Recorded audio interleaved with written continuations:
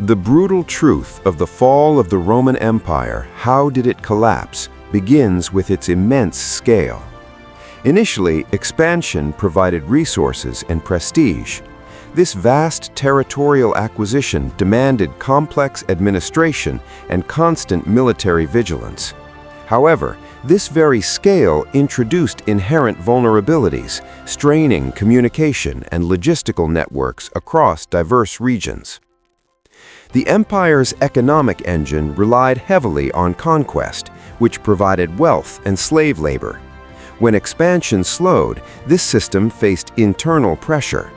Without new territories, the supply of captives diminished, impacting agricultural and public works projects. This dependence on external acquisition created a structural economic fragility for the state. The imperial military, initially a tool for expansion, evolved into a dominant political force. Its upkeep became a significant financial burden, requiring increasing taxation. This apparatus exerted immense internal power, often dictating the choice of the sovereign. This shift in power dynamics made the regime vulnerable to internal military factions. The immense geographic expanse created severe administrative challenges. Governance and defense required continuous logistical support over vast distances.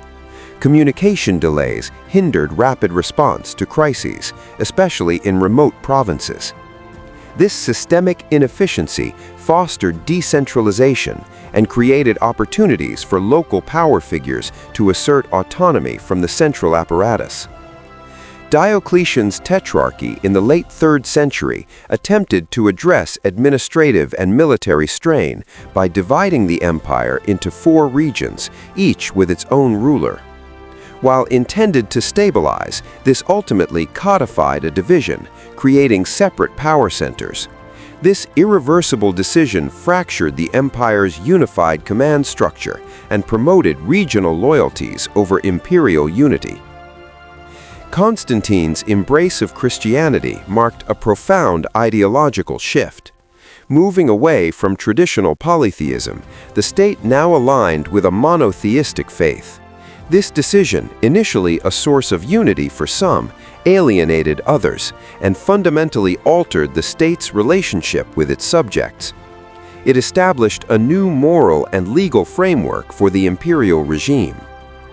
The founding of Constantinople as the New Rome in 330 CE further solidified the empire's eastward shift. This decision diverted resources and attention from Rome, diminishing its strategic importance. While it strengthened the eastern half, it accelerated the decline of the western capital. The new capital became a powerful symbol of a bifurcated empire. Concurrent with these internal shifts, increasing pressure from various Germanic groups along the Rhine and Danube zontiers became a persistent threat. Climate shifts and population movements pushed these tribes westward. The state's defensive apparatus became overstretched, leading to costly and often inconclusive border conflicts, draining imperial resources. The sack of Rome by the Visigoths under Alaric in 410 CE was a profound turning point. While not a complete destruction, the event shattered the psychological illusion of Rome's invincibility. It demonstrated the vulnerability of the empire's heartland to external forces. This act irrevocably altered the empire's self-perception and its subjects' trust in its protection.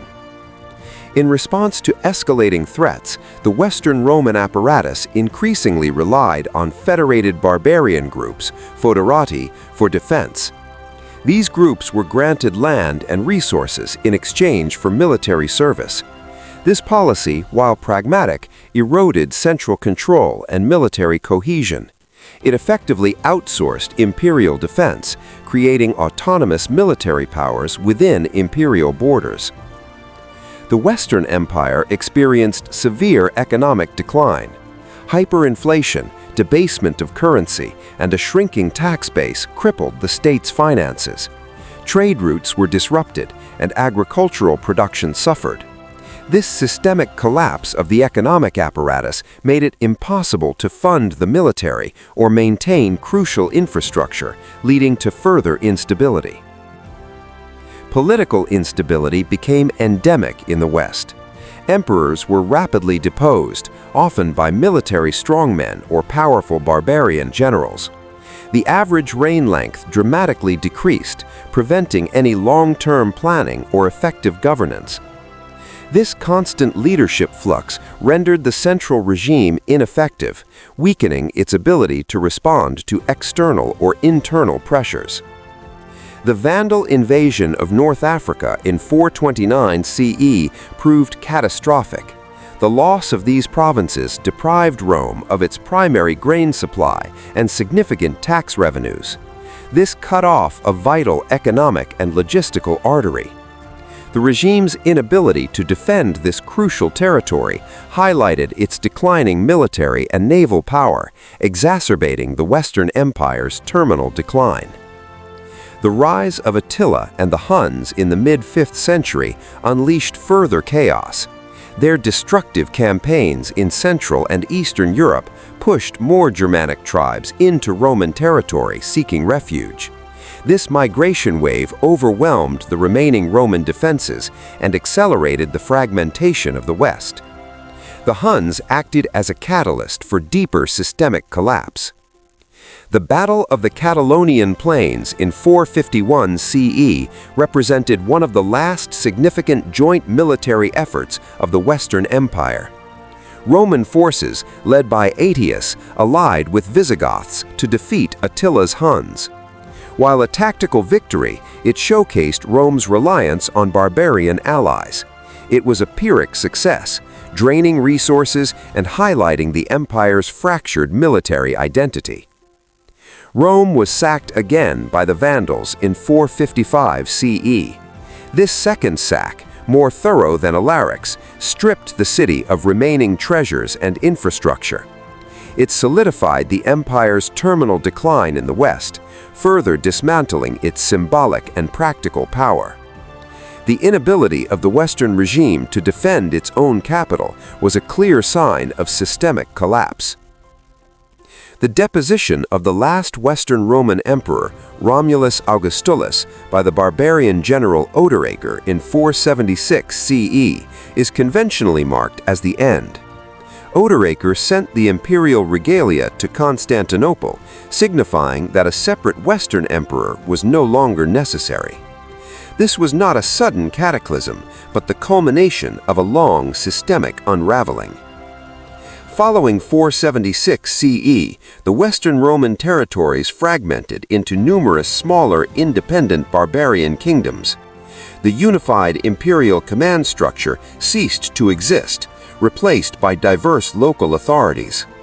These new regimes, though sometimes retaining aspects of Roman administration, operated as distinct political entities. This transformation paved the way for the socio-political structures that would characterize the early medieval period.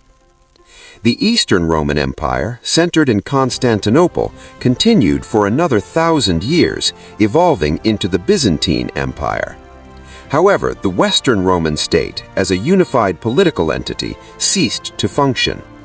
Its collapse was not a single event, but a complex, multi-causal process of systemic degradation, internal division, and external pressure, resulting in a new equilibrium for Europe.